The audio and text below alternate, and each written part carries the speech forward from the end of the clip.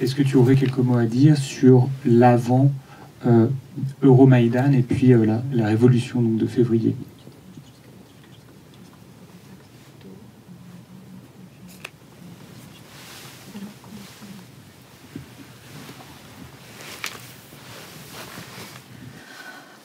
Перш за все, треба зазначити, що до Майдану президент Янукович, який був тоді чинним президентом України, він був доволі контроверсійною особистістю, який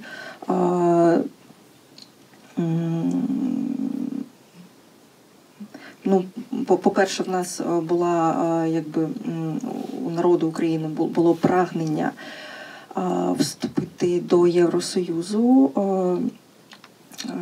і в цьому напрямку ми хотіли рухатися. Президент Янукович був людиною, яка загальмувала цей процес, і, власне, це і викликало обурення українського народу, через що і почався Майдан. Beaucoup de choses à dire. Donc, les plus importants, qu'avant tout, avant Maïdan, donc on a eu les présidents qui s'appelaient Yanukovych. C'était une personnalité assez controversée. Il faut mentionner aussi que le pays a eu envie de rejoindre, au moins de signer l'association avec l'Union européenne. Et cette direction a été adoptée par les pays légalement. En fait, c'était une direction vers l'intégration avec l'Union européenne. Et donc, les Yanukovych, il a freiné ces processus et Maïdan, c'était la réponse justement à son refus d'adopter cette direction et d'y aller. Але треба зазначити, що прагнення України і українців бути разом з Європою і те, що Янукович загальмував цей процес, це не було єдиною причиною, чому зібрався Майдан. Mais c'était pas unique, une seule raison de Maïdan, juste être avec l'Europe et qu'on n'était pas d'accord avec Yanukovych. C'était pas juste à cause de ça. Україна була на той час корумпованою державою. Україна була на той час державою, яка не мала можливостей розвитку національної культури. L'Ukraine à l'époque, c'était un pays corrompu et il avait pas beaucoup de moyens pour le développement de sa propre culture nationale. Власне, невдоволення народу України росло з кожним роком президентства Януковича, і Майдан став такою логічною фінальною крапкою в цьому процесі. Donc il y avait beaucoup de mécontentement et tout ça, Maïdan, c'était justement apogée de tout ça ensemble.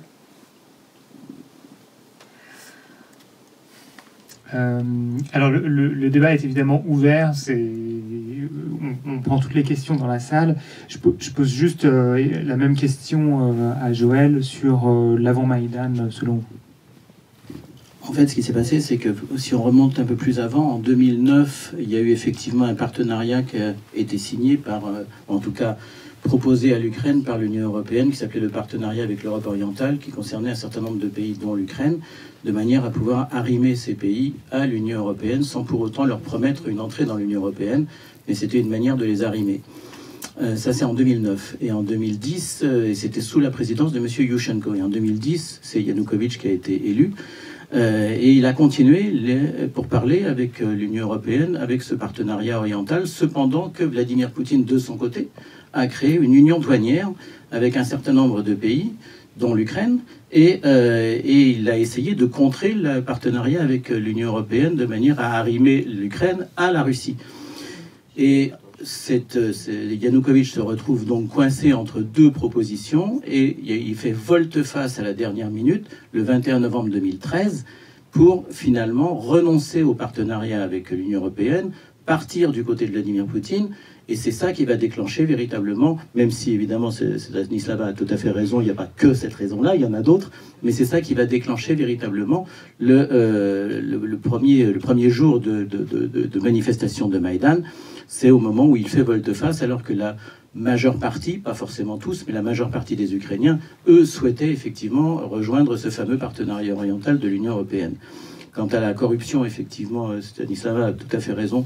C'est aussi une des raisons qui ont poussé les gens à sortir dans la rue. La vraie différence, sans doute aussi, entre ce qui se passe en Ukraine d'une manière générale depuis 30 ans et ce qui se passe en Russie d'une manière générale depuis 30 ans, c'est que l'Ukraine a été un vrai pays démocratique pendant ces 30 années, malgré la corruption. Ils ont eu des élections, ils ont eu Yushchenko, ils avaient eu Kuchma avant, ils ont eu Kravchuk, ils ont eu Yushchenko, ils ont eu des gens différents, ils ont eu Yanukovych. Aujourd'hui, ils en ont un autre. C'est des élections qui ont été démocratiques, même si en 2014, les élections ont été sans doute truquées par M. Yanukovych, et c'est aussi une des raisons pour lesquelles il a été obligé de quitter le pays, après Maïdan. La possibilité qu'ont eu les Ukrainiens d'occuper Maïdan, mais pas seulement Maïdan à Kiev, d'autres places également dans d'autres villes d'Ukraine cette année-là, c'est une possibilité que Poutine n'a jamais laissée aux Russes qui ont souhaité faire pareil. En 2011, il y a eu des manifestations en Russie et depuis, il n'y en a pas eu suffisamment pour déclencher un mouvement populaire parce que les gens ont immédiatement été arrêtés, alors que Maïdan, ça a duré pratiquement 3 mois. Et qu'en Russie, faire une manifestation, ça dure entre 3 minutes et 3 heures. Et après, vous êtes arrêté. Et là le vrai côté démocratique de l'Ukraine, c'est qu'il y a eu cette possibilité véritablement offerte aux Ukrainiens par le nouveau pouvoir depuis 30 ans, les nouveaux pouvoirs, de pouvoir s'exprimer et de montrer leur mécontentement. Alors, qu'est-ce qui se passait dans le reste de l'Ukraine ? C'est ma première question. Ma deuxième question, personne n'avait prévu l'invasion de la Crimée et du reste de l'Est de l'Ukraine pendant la réaction des Russes, enfin de Poutine. À quel moment? Parce que la Crimée, c'était juste après. Donc la Crimée, donc en gros la question de Madame, c'est est-ce que en fait pendant Maïdan, il y avait, je me trompe pas Madame, cette crainte d'une invasion, ou est-ce que les gens pensaient que ça pouvait arriver? Et enfin dans le reste de la Crimée, dans le reste de l'Ukraine, pardon. Перше питання, що відбувалося взагалі в Україні в цей час, в інших містах країни. І друге питання про те, чи під час Майдану боялись люди, вже були якісь розмови про Крим, що його візьмуть, чи були якісь боязні, що дістанеться? Відповідаючи на перше питання, так, Майдан це не було явище суто, яке відбувалося суто в столиці, тому що в багатьох містах України, в крупних містах, проходили теж протестні акції. Oui, pour répondre à la première question, Maïdan, c'était pas que à Kiev. Il y avait de petits Maïdan un peu partout dans le pays, dans les grandes villes, dans les villes plutôt des tailles moyennes. C'était vraiment un mouvement national. Відповідаючи на друге питання, особисто я на 14-й рік я жила на Донбасі в місті Маріуполі і можу трохи розповісти про те, що відбувалося власне в тому регіоні тоді. En 2014, à cette époque-là, je vivais dans la région d'un oblast de Donbass, donc dans la ville de Mariupol. Donc, si vous voulez, je peux vous raconter qu'est-ce qui s'est passé à Mariupol un peu dans cette époque-là. Тому що мені складно сказати, чи були побоювання в інших регіонах України стосовно Криму, а от стосовно Сходу я можу сказати точно. Parce qu'il m'est difficile de s'exprimer pour la Crimée. Moi, j'ai pas assez d'informations. Par contre, je sais très bien ce qui s'est passé à cette époque-là à l'est de l'Ukraine. На Сході дуже добре працювала російська пропаганда, насправді, і всі ми могли мати таку змогу дивитися новини українських телеканалів, а потім перемикати канали і бачити те саме, але в оптиці російської пропаганди на той момент. La propagande russe fonctionnait très bien dans cette zone. Pourtant, on a eu quand même la possibilité de regarder les chaînes ukrainiennes pour voir ce qui se passe et en même temps voir les mêmes images, mais l'interprétation du côté russe sur leurs chaînes. Тому усі протестні явища, які відбувалися на Сході, вони їх зустрічали якби контраргументи з боку російської пропаганди і з боку організованих антимайданів, тому що на сході України на противагу кожному майдану збирався антимайдан. Це були організовані владою Януковича маніфестації людей, які виступали проти Майдану, проти вступу України до ЄС. Donc pour exprimer son adhérence à Maïdan, il y avait toujours des arguments contre. Et justement, dans chaque ville à l'est de l'Ukraine, pour un Maïdan, il y avait un contre-Maïdan. Donc c'était des manifestations organisées par les pouvoirs de Yanukovych. Il rassemblait des personnes qui étaient plutôt pro-russes.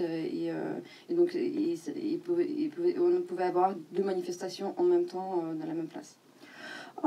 Ці антимайдани, вони складалися з силовиків і з декласованих елементів, яким платили за те, аби вони чинили такий опір нашим активістам майданівським, щоб вони робили ілюзію того, що Схід України не хоче рухатися в тому ж напрямку, що і вся Україна, в напрямку Європи, що Схід – це щось окреме, що в нас тут свої цінності і не треба нам нав'язувати те, що ви нав'язуєте. Donc ces manifestations anti-Maïdan étaient composées principalement des éléments criminels ou des anciens militaires ou qui étaient dans les forces armées. Ils étaient tous payés. Et justement, ça a été organisé pour contrebalancer un peu les rassemblements de Maïdan, de personnes qui soutenaient plutôt Maïdan. Et c'était aussi fait dans l'objectif de créer cette illusion générale que l'Est de l'Ukraine, c'est autre chose, que l'Est de l'Ukraine adhère pas du tout à Maïdan et qui montrait en fait que l'Est n'est pas du tout avec le reste de l'Ukraine. Власне, оця машина російської пропаганди спрацювала на Сході дуже влучно, на жаль. І тому я можу сказати, що бути українським активістом і виходити на Майдан в містах Сходу України в той час було, напевно, ще страшніше, ніж це робити в Києві, тому що в Києві ти відчував підтримку своїх однодумців. На Сході України такого не було. Donc, malheureusement, cette propagande russe a fait l'affaire, ça a très bien fonctionné.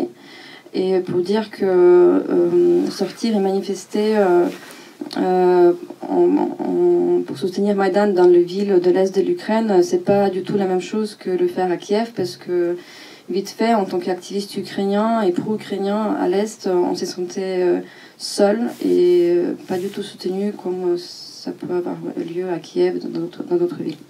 І, власне, так, відповідаючи все ж таки, повертаючись до питання стосовно Криму, так, багато хто з патріотично налаштованих, так би мовити, людей на сході України вже почав побоюватися того, що такий розвиток подій ймовірний.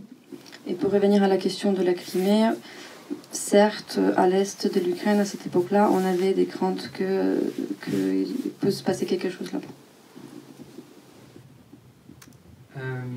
Peut-être un mot, Joël, sur donc le dispositif très particulier du film, puisque c'est donc un documentaire qui se propose donc aucune voix off, quelques cartons, et qui a aussi un refus en un sens de diriger presque le regard, j'ai envie de dire. C'est pas non plus exhaustif. Le cinéma ne cherche pas à raconter l'intégralité de ce qui s'est passé.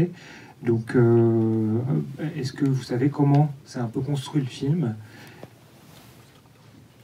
Alors effectivement, ce que je disais tout à l'heure, c'est un film particulier parce que c'est quand Loznitsa commence un film, comme la plupart des metteurs en scène, notamment de fiction et de documentaire, ils ont dans l'idée le début, le milieu et la fin. Ils savent généralement où ils vont. Et là, par définition, au moment où il commence le film, il ne sait pas comment ça va se terminer, il ne sait pas combien de temps ça va durer, il ne sait pas comment va être monté le film in fine. Donc, comme je le disais, il a envoyé un certain nombre d'opérateurs tourner différentes images et lui les montait le soir au fur et à mesure du temps qui passait. Et la particularité, c'est qu'effectivement, c'est ce qu'on appelle classiquement un film documentaire, mais c'est pas un document. Il ne prend pas, et c'est souvent le cas avec les films de Loznitsa, il ne prend pas véritablement parti. Vous ne suivez personne, il n'y a pas de, entre guillemets, héros, il n'y a pas de personnage principal. Vous êtes à la fois distant et immergé. Distant parce que la caméra est souvent loin de ce qui se passe. La caméra est souvent statique. La caméra prend l'ensemble d'un plan et vous laisse, vous, spectateurs, vous immerger dans le plan et essayer de regarder un peu tout ce qui s'y passe. C'est aussi ça, la longueur des plans chez Loznitsa. Ça laisse aux spectateurs la possibilité de regarder dans tous les coins, de regarder tous les visages. Le premier plan du film est quand même assez exceptionnel puisque le moindre millimètre de l'écran est occupé par un visage et vous avez à la fois tout le monde et personne.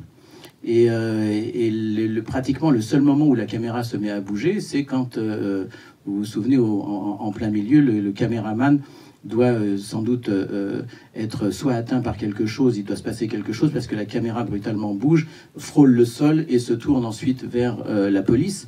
C'est le seul moment où on a l'impression véritablement que le documentariste prend parti, ou en tout cas est à l'intérieur de ce qui se passe, alors que d'habitude, toutes les images que vous voyez, il y a cette fameuse distance qui, selon Loznitsa, vous permet à vous, spectateurs, de vous faire une idée et pas être conduit par un héros ou un personnage principal qui vous amènerait vers quelque chose.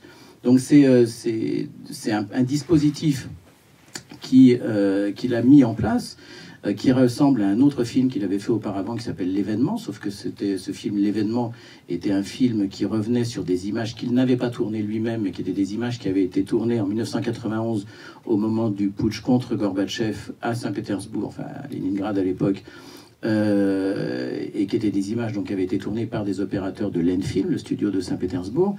Et donc il a monté, et en gardant le même dispositif, dans les images qu'il a montées, il a gardé ce fameux dispositif d'image statique prise de loin.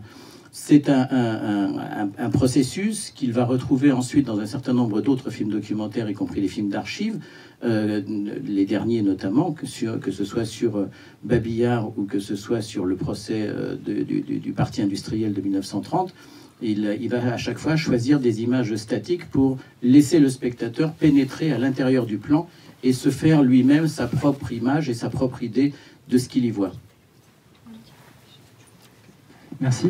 Donc du coup, j'ai une question pour Stanislava. J'ai deux questions. J'ai une première question, c'est donc on voit, donc peut-être que vous pourrez parler de ce qui s'est passé à Mariupol, parce que là, ça parle surtout de Kiev, mais du coup, on voit une très bonne logistique en fait, qui est beaucoup montrée, une bonne organisation au niveau que ce soit des médecins, des médics, aussi de la cantine. Et donc ma question, c'est concrètement comment cette organisation s'est produite. Est-ce que c'est des structures préexistantes à Maïdan, c'est-à-dire des syndicats, des partis, qui ont structuré cette organisation, ont permis à cette scène d'exister et à toute cette organisation d'être là, ou est-ce que c'est quelque chose qui a été plus spontané? Donc, et en était-il de même à Mariupol au terme d'organisation? Ça, c'est une première question. Et une deuxième question, c'est que donc, vous avez parlé du fait que les raisons qui mènent à Maïdan sont multiples. Et ma question, c'était donc, on voit beaucoup, le film insiste beaucoup sur l'aspect revendication de l'identité ukrainienne par les manifestants et les manifestantes en disant nous sommes les Ukrainiens et ceux qui sont au pouvoir sont des criminels, ils ne défendent pas vraiment les Ukrainiens. Mais au-delà de ça, on ne voit pas vraiment quelles sont les demandes de Maïdan dans le film. C'est pas exprimé en fait beaucoup. Et donc ma question ce serait quelles étaient les demandes de Maïdan et en tout cas pour vous, quand vous êtes descendu dans la rue à ce moment-là, quels étaient vos espoirs? Qu'est-ce que vous espériez au-delà du départ de Yanukovych par exemple? Voilà, merci beaucoup.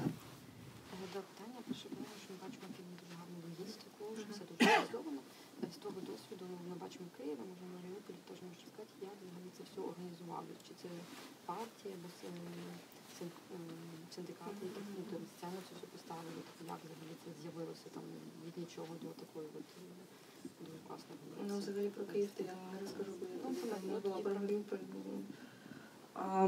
Ну, стосовно Маріуполя, в нас не було такого організованого спротиву, як в Києві, і те, що було, це більш було схоже на якісь стихійні протести. І, ну, особисто я не пам'ятаю в Маріуполі чогось на кшталт Майдану, як ви бачили у фільмі. Effectivement, je peux parler que pour Mariupol et malheureusement là, on n'a pas eu la même ampleur d'organisation qu'on peut voir dans les films à Kiev. On a eu plutôt des manifestations un peu chaotiques par-ci par-là, mais on était vraiment loin de cette logistique-là. Просто треба усвідомлювати одну річ, що аби мати таку логістику, мати таку підтримку, треба мати дуже багато людей, які підтримують цю ідею, волонтерів. Mais il faut savoir que pour avoir une telle logistique, il faut être entouré par énormément de gens qui croient aux mêmes choses et croient à la même idée que tout le monde. Власне, волонтерський рух – це те, що відбулося, народилося під час Майдану, і те, що всі 8 років протистояння з Росією на Сході грає дуже велику роль. І те, що зараз під час війни грає просто величезну роль, тому що я особисто знаю, мої друзі-волонтери там з Києва, зі Львова, з різних міст України роблять зараз для України те, що не можуть зробити високопосадовці. Maïdan a donné naissance au mouvement des volontaires. C'est ce qu'on les appelle comme ça en Ukraine. En fait, ce sont des bénévoles qui font un tout tas de choses. Et c'est vrai qu'en Ukraine, c'est assez impressionnant, dans ce que vous voyez dans le film, mais ce qui a aussi permis à l'Ukraine à résister pendant la guerre à l'Est, à Donbass, 2015, tous ces derniers 8 ans, en fait, c'est aussi grâce à ces volontaires qui ont été formés en quelque sorte pendant la révolution des Maïdan. Et jusqu'à aujourd'hui, ce sont des volontaires qui sont organisés, s'auto-organisés à Lviv, à Kiev, un peu partout dans le pays. Et jusqu'à aujourd'hui, maintenant, pendant la guerre, on voit quel rôle crucial ils apportent en termes d'équipement, en fait, en termes d'équipement médical, de la nourriture, enfin, c'est un tas de choses qu'ils font. Que les institutions, malheureusement, en Ukraine ne puissent pas apporter de manière si efficace. Питання було про те, що в фільмі ми бачимо, що багато вони кричать про ідентичність, багато слоганів і так далі. Тобто, але ми так і не зрозуміли, в принципі, які були вимоги основні під час революції, і ти персонально, і коли ти йшла на Майдан, що тебе штовхнуло піти на Майдан, і чого ти очікувала, які були тебе очікування від цього? Так, стосовно наших очікувань, стосовно того, що ми хотіли, коли ми йшли на Майдан. По-перше, як на мене, коли народ має якісь претензії або якісь бажання, коли він хоче, щоб влада його почула, це перш за все можливість діалогу. Тобто, коли у суспільстві немає відповіді на дії влади, то влада не зможе зрозуміти, що суспільство чимось невдоволене. Pour la deuxième question, concernant nos espoirs, tout d'abord, ça c'est aussi une représentation quand un peuple, il se sent pas écouté, ou s'il porte des revendications, ça c'est aussi une manière de dialogue avec les pouvoirs, en tout cas à l'époque. Спершу ми всі хотіли, щоб курс, який був взят на євроінтеграцію, щоб він був дотриманий, щоб Янукович підписав угоду у Вільнюсі.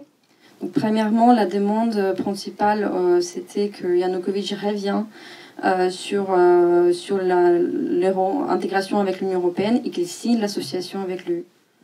Але згодом, після першого побиття мирного протесту в Києві, це все перетворилося не тільки у рух за євроінтеграцію, а у рух за цінності людського життя, за цінності громадянського суспільства. Mais ensuite, rapidement, après, quand, en tout début, il y avait des manifestants, des étudiants qui ont été violemment battus par la police. Et c'est après ça qu'en fait, les revendications sont élargies énormément. C'était plus l'affaire d'être avec l'Union européenne ou pas.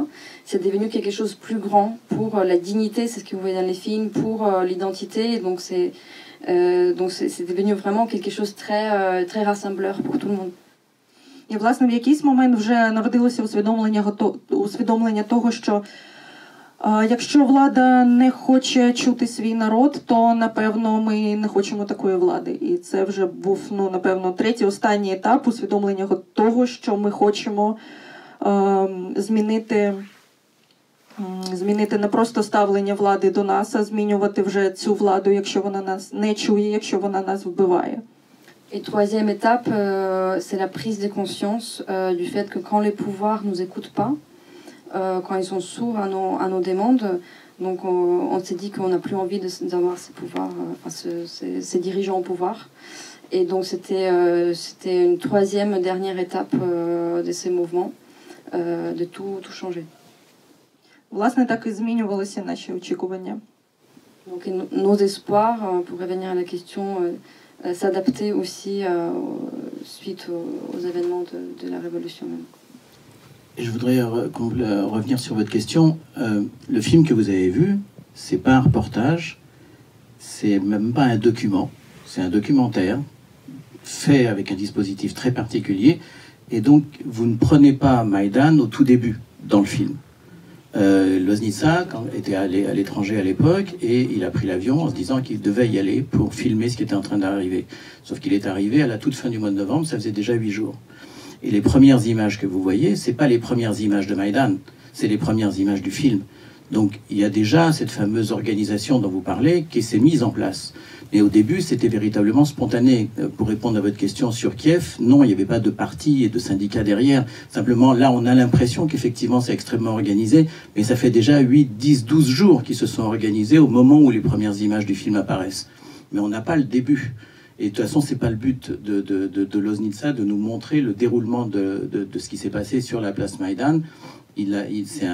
Son but à lui, c'est d'essayer de montrer comment une population, comme dit Stanislava, se soulève et se révolte quand elle a l'impression d'avoir été trompée par son pouvoir, et comment les mouvements de foule, parce que c'est ça qu'il montre véritablement aussi, comment les mouvements de foule se meuvent à l'intérieur d'un cadre qui est le cadre du cinéma. On est encore une fois... Le film n'est pas un document sur ce qui s'est passé à Kiev du 21 novembre 2013 au 21 février 2014. C'est des moments, d'abord, et sachant que Loznitsa, très souvent, travaille sur le son, en prenant des sons d'une image qu'il a prise quelque part ailleurs, et pour l'appliquer à d'autres images. Il fait ça tout le temps sur ses films d'archives, mais là, sur certaines scènes d'ici, vous entendez ici une bande-son qui n'est pas celle qui correspond aux images. Évidemment, quand vous voyez quelqu'un qui parle au micro, ça correspond par définition, mais vous pouvez avoir des chants, des hymnes chantés quand vous ne voyez pas qui les chante. On a l'impression que c'est quelque part hors champ, mais parfois ce sont des sons qu'il est allé prendre ailleurs pour les plaquer sur ces images-là. Il recompose quelque chose. Les films de Loznitsa, c'est toujours une recomposition de quelque chose. C'est jamais du document brut. Et si juste je peux me permettre pour la logistique, il faut aussi se rappeler que l'Ukraine a déjà vécu une révolution de 2004 à laquelle moi-même j'ai participé à l'époque à Kiev.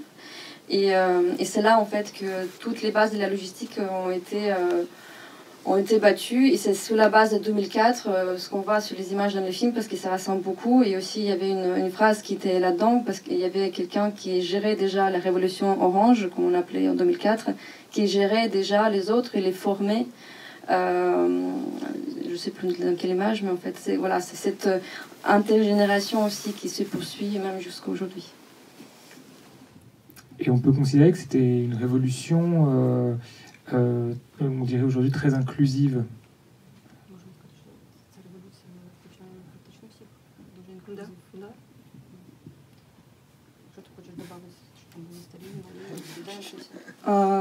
Да, ну саме так і було, тому що на Майдані були дуже різні люди, різного віку, і це були і студенти. Особисто я знаю, ну я закінчила університет театру, кіно і телебачення в Києві. І, власне, студенти, які вчилися до мене, старші за мене, вони були на Майдані. Я їх особисто знаю, тому що я вступала за рік пізніше після Майдану. Oui, tout à fait, c'est inclusif. On peut voir qu'il y avait des gens de tous les âges, de toutes les régions. Moi-même, à l'époque, j'étais étudiante en première année et les étudiants de dernière année à l'Institut du cinéma à Kiev étaient déjà aussi engagés. Donc oui, c'était tout à fait l'affaire du peuple. Там були люди старшого віку, так що можна сказати, що Майдан насправді охопив дуже багато регіонів. По-перше, не тільки Київ, тому що в Київ їхали люди на Майдан з різних регіонів. І, по-друге, дуже різні вікові теж категорії. Donc il y a des personnes âgées également. Et effectivement, beaucoup de gens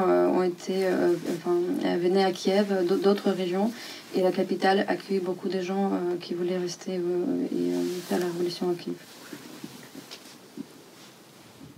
En revoyant le film, il y a une question moi, que je me suis posée, je ne sais pas si Stanislava a la réponse. Que sont devenus aujourd'hui les Ukrainiens qui ont tiré sur la foule?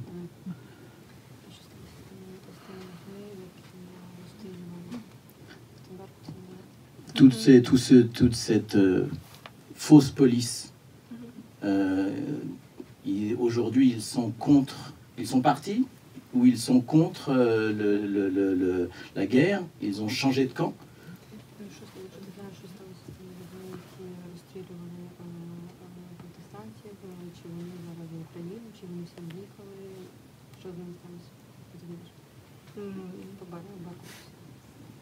Ну, насправді, я не знаю, насправді, що сталося надалі з тими людьми, які розстрілювали майданівців.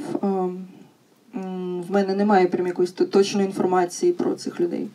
Malheureusement, il n'y a pas d'informations sur les destins de tous ces gens-là. Pour ajouter, en fait, il y avait des enquêtes en fait, qui ont été lancées juste après ça pour identifier les personnes, les snipers, qui faisaient partie des forces. En fait, c'était pas des fausses polices, c'était de la vraie police. En fait, c'était des comment on appelle en France Les CRS. Et il y a beaucoup qui ont été identifiés. Et il y en a beaucoup qui sont restés. Ils ont juste changé des postes. Et donc il y a tout un comité des parents qui ont perdu leurs enfants pendant la Révolution. C'est tout un comité qui a été organisé et qui poursuivent en fait ces travaux de justice qui malheureusement n'a pas été encore rendu. Але, напевно, треба сказати, що після Майдану в нас в суспільстві в Україні відбулося дуже багато позитивних змін, і одна з цих змін була це реформа поліції, що в нас, ну, тобто, таке, як відбувалося під час Майдану, коли поліція була проти народу, проти волевиявлення народу, це, власне, і ну, якби послужило тому, щоб далі ми реформували цю гілку. Maïdan a donné place à beaucoup de changements positifs dans la société et la police en fait partie. Il y avait une réforme qui a été exécutée, qui était poussée et exécutée au sein de la police nationale pour que ces genres d'événements, quand la police tire à balles réelles sur les manifestants, ne se répètent plus jamais. Est-ce qu'il y a d'autres questions ?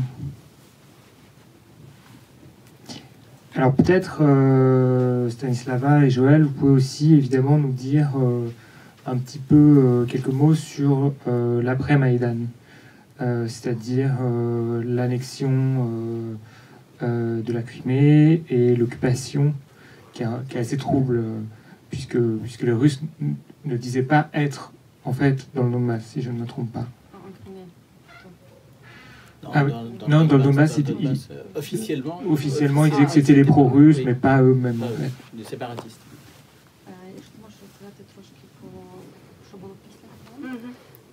Як розвивались події, була ж анексія Криму, як це можна було ти чула, як аналізувала також окупацію Донбасу?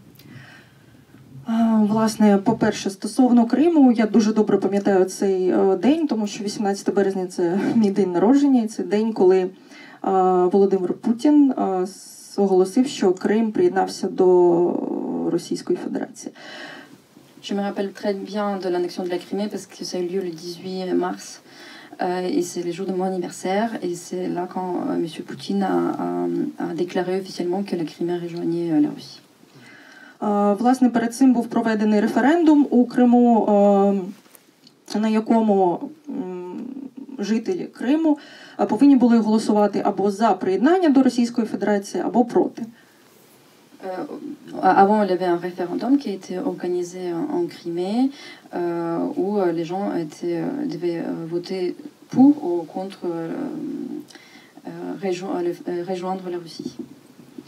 Очевидно, що будь-який такий референдум на території будь-якої країни не є якби легітимним. І ми розуміли, що це не є законним, але На жаль, на той момент ми не були готові дати відсіч, тому що наша армія за часів Януковича, на жаль, була занедбана. Тому дати відсіч стосовно Криму ми в 2014 році не змогли просто.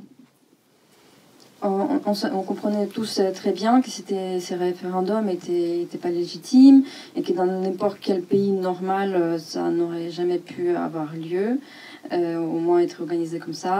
Et malheureusement, en 2014, l'Ukraine n'avait pas des moyens de faire face à ça et militairement, parce que pendant toute l'époque de Yanukovych, l'armée ukrainienne était presque inexistante. І, власне, по результатах цих референдумів теж більшість проголосувала за Росію. Ми не можемо знати достеменно, чи були ці результати правдивими, тому що перевірити це було неможливо. Цей референдум, звичайно, не був якимось прозорим, чи він взагалі не відповідав жодним критеріям адекватності. Selon ces référendums, la majorité des populations dans ces villes votaient pour pas l'indépendance, mais l'indépendance de l'Ukraine. Mais qui va savoir si ces résultats sont truqués, comment ça a été organisé, comment vérifier. Il n'y avait aucune observation internationale présente lors de ces référendums, donc les résultats laissent beaucoup de questions encore. Власне, я особисто дуже добре пам'ятаю, як в місто, в Маріуполь, почали заходити російські танки, російські БТРи. Їх не було так багато, як в Донецьку чи Луганську, але все ж таки... Personnellement, je me rappelle très bien les jours quand j'ai vu les chars russes qui entraient à Mariupol. Il n'y avait pas autant qu'il y avait à Donetsk et Luhansk, mais quand même, c'était des images impressionnantes. В Маріуполі, наприклад, російські військові, які зайшли в місто, їх було не так багато, і вони просто набирали серед місцевих теж таких декласованих елементів, таких маргіналів, вони набирали собі штаб сепаратистів. Donc ces quelques soldats russes qui débarquaient à Mariupol, pareil, ils recrutaient pour eux-mêmes, parmi la population un peu marginalisée, auprès des éléments criminels, ils recrutaient des gens pour la future république séparatiste. І, власне, я особисто ходила по цих вулицях і бачила цих людей на свої очі. Це було дуже ганебне, сумне видовище, тому що ці люди взагалі якби не мали жодного стосунку до поняття якоїсь військової честі чи гідності. Це була просто зграя бандитів. Moi-même, de mes propres yeux, j'ai vu tous ces gens-là, ces soldats et ces gens qui recrutaient dans les rues de ma ville natale où je me baladais tout le temps. Et c'était vraiment un sentiment de honte, de tristesse. De voir ça, des gens qui n'avaient rien à voir, qui n'avaient rien à faire dans ma vie. Власне, Маріуполю на той момент пощастило, тому що під окупацією ми пробули не так довго. Це було, якщо я не помиляюсь, 2 місяці, і в самому місті не було якихось запеклих боїв, вони були на околицях. Так що Маріуполь ще в 2014 році, якби його така спіткала більш щаслива доля. Mais finalement, on s'en est sorti, on avait plus de chance. Donc, si je me rappelle bien, on a passé sous l'occupation 2 mois.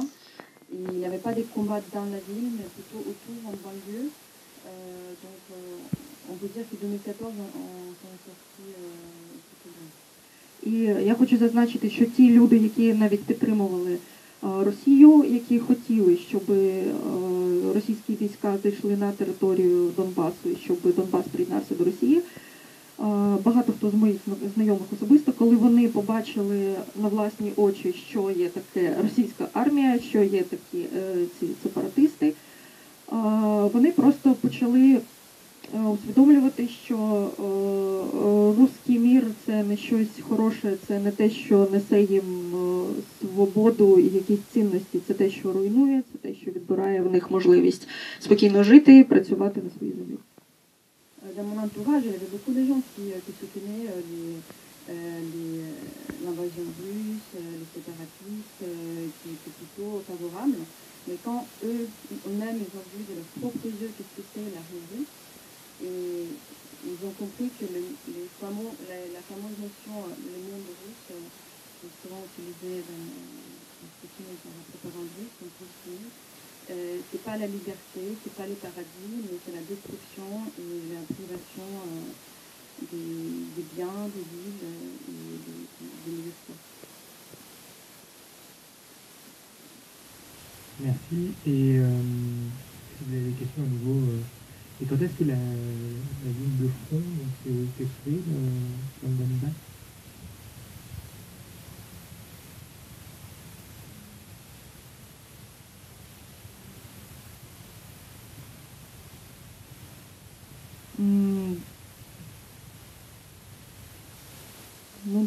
Якщо я не помиляюся, десь от навесні почалися активні бойові дії, і, власне, в цей час почала створюватися лінія фронту на Донбасі.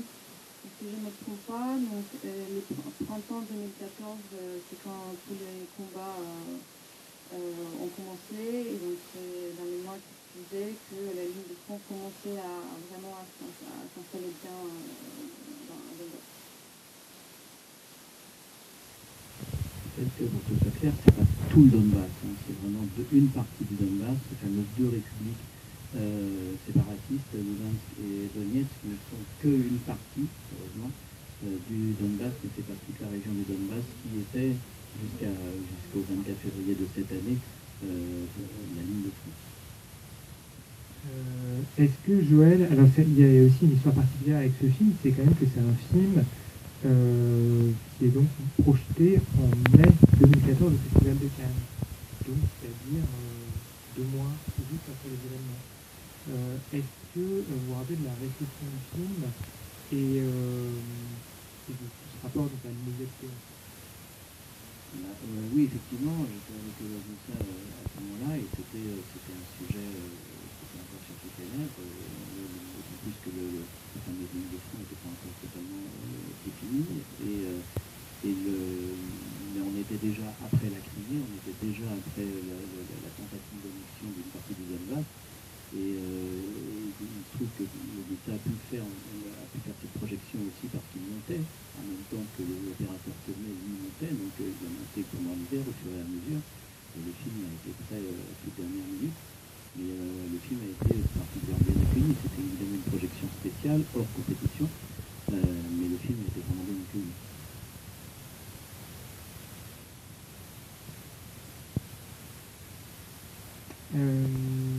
Est-ce que vous avez un dernier mot pour conclure?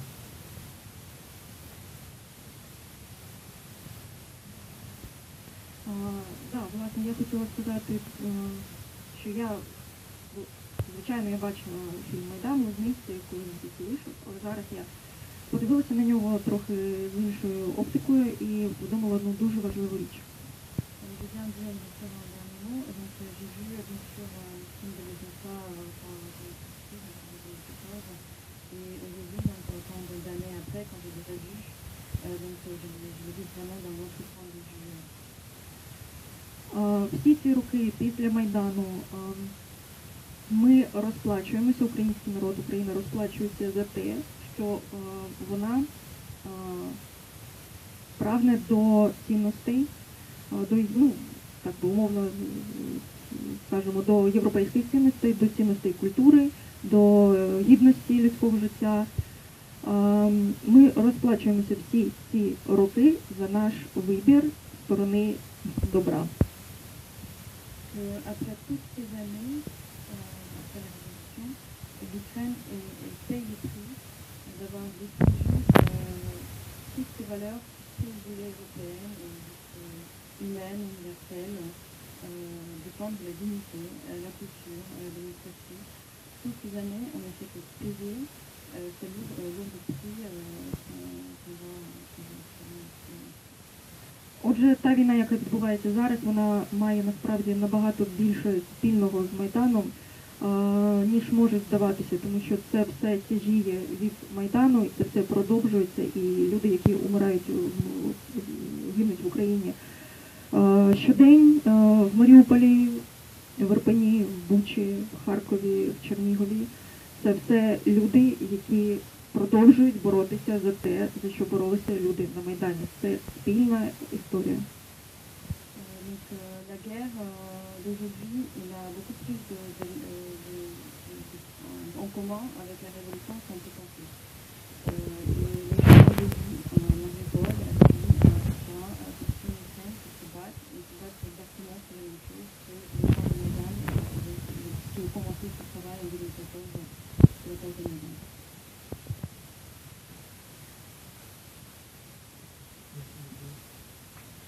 Merci beaucoup. Merci Joël. Merci Stanisława. Merci Marina.